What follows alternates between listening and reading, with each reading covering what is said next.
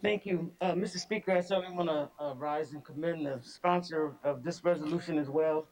As a lifelong member of an AME Zion church, we literally grew up yearly visits to the 126 district, to the Harriet Tubman home. It was a part of our youth training to do exactly that, to see the uh, burial site um, where her tombstone is, and the tree that's near it is a phenomenal thing to see. The trunk is about as wide as the desk you sit at, Mr. Speaker. Just to see how long that tree has been there, but that her memory is still alive, brings you chills. The little church that she attended is literally sitting across the, I won't say street, I'll say road from the burial site. But the beautiful property upon which she lived, which, by the way, she purchased from former, former Governor Seward when he was, I want to say, Secretary of State at the federal level.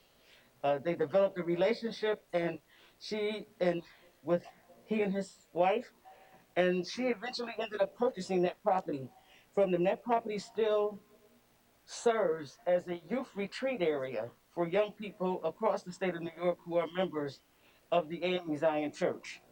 Lastly, I want to say this: upon arrival here, I noticed that I go 90 East, 90 West every week, and I never saw a sign near Auburn that said, "Get off here to go see the Harriet Tubman home." I was like, "Well, what's up with that?" I mean, this is a historic location.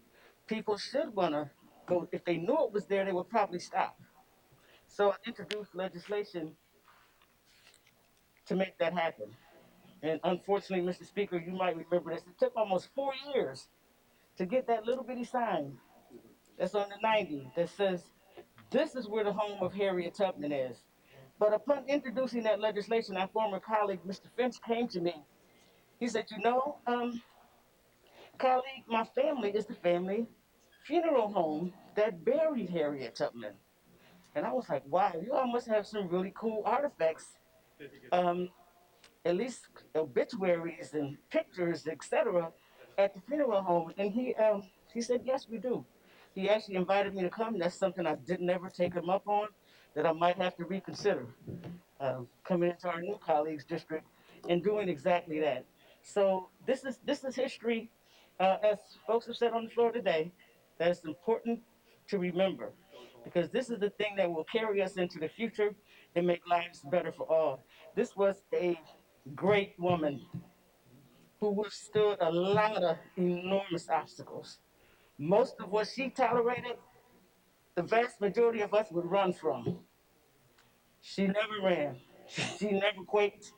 She kept it going, and she took as many people as would go with her.